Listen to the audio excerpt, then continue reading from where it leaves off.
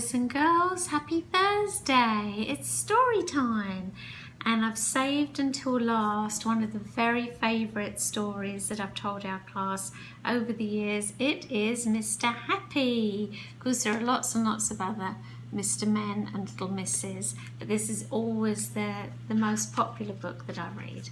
Okay, so here we go. Mr. Happy. On the other side of the world, where the sun shines hotter than here, and where the trees are 100 feet tall, there is a country called Happy Land.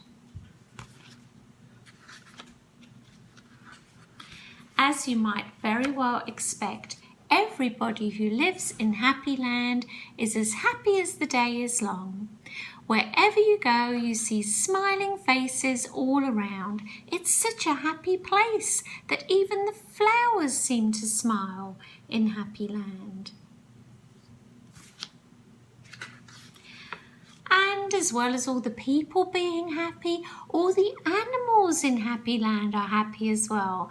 And if you've never seen a mouse smile, or a cat, or a dog, or even a worm, well, go to Happy Land.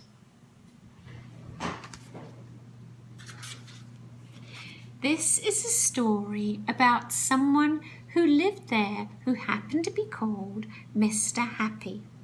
Mr. Happy was fat and round and happy. He lived in a small cottage beside a lake at the foot of a mountain and close to a wood in Happy Land.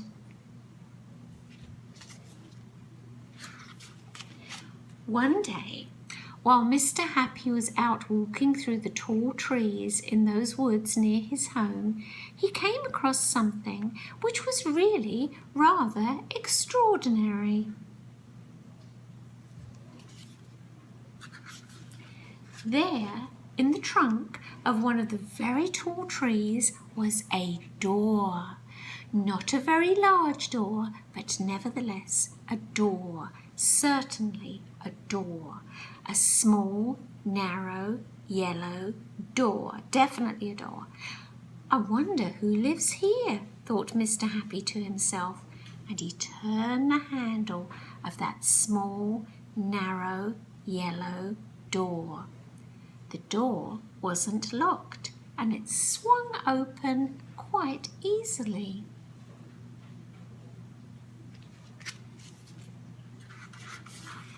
Just inside the small, narrow, yellow door was a small, narrow, winding staircase leading downwards. Mr. Happy squeezed his rather large body through the rather thin doorway and began to walk down the stairs.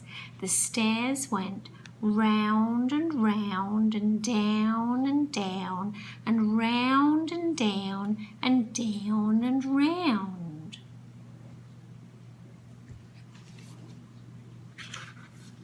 Eventually, after a long time, Mr. Happy reached the bottom of the staircase.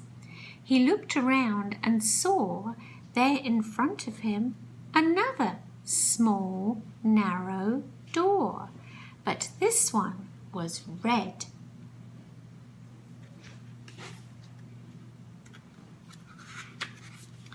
Mr. Happy knocked on the door.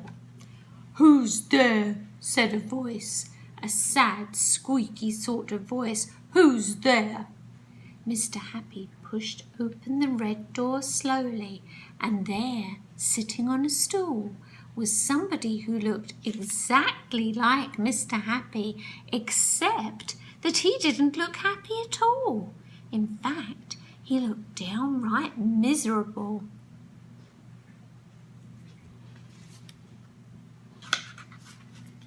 "Hello," said Mr. Happy. "I'm Mr. Happy." "Oh, are you indeed?" sniffed the person who looked like Mr. Happy but wasn't.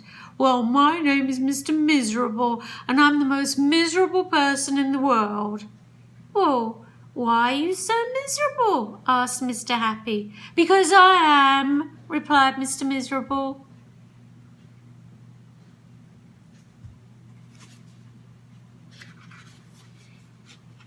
Well, how would you like to be happy like me? Asked Mr. Happy. Oh, I'd give anything to be happy, said Mr. Miserable, but I'm so miserable, I don't think I'd ever be happy, he added miserably. Mr. Happy made up his mind quickly. Follow me, he said. Where to? Asked Mr. Miserable. Don't argue, said Mr. Happy, and he went out through the small, narrow, red door.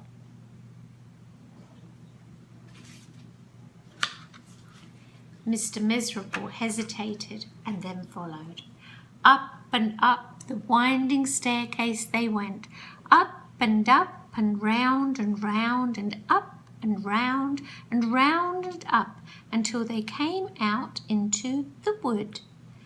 Follow me, said Mr. Happy again, and they both set off through the wood back to Mr. Happy's cottage.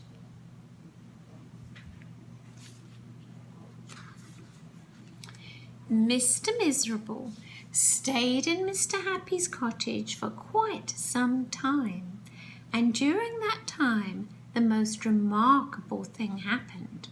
Because he was living in Happyland, Mr. Miserable ever so slowly stopped being miserable and started to be happy. His mouth stopped turning down at the corners.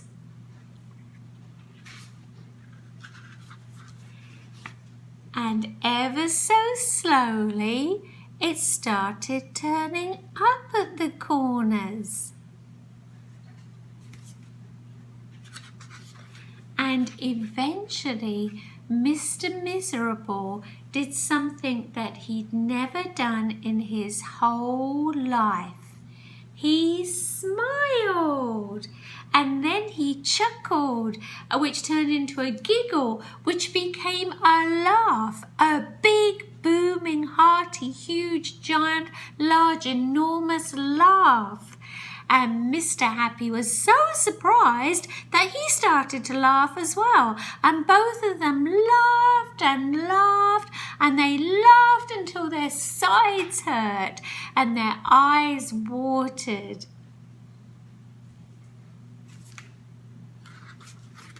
Mr. Miserable and Mr. Happy laughed and laughed and laughed and laughed.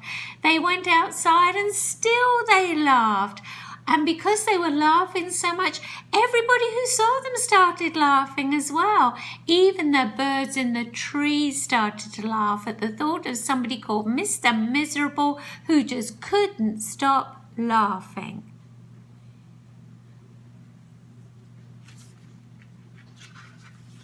And that's really the end of the story.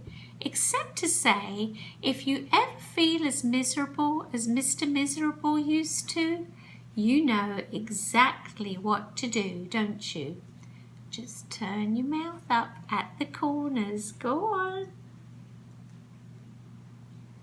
There we are. That's Mr. Happy, and that's by Roger Hargreaves. He's the author, and he's the author of all of those Mr. Men books. Now we do have a sentence to go with Mr. Happy today, and the sentence says, Mr. Happy and Mr. Miserable laughed. Well, they certainly did, didn't they? So you can write that out. Have your choice of 2 words or sounds. Get your grown-up to help you. Write your name, do your picture on the back, and that will be wonderful. So that's our story today, Mr. Happy.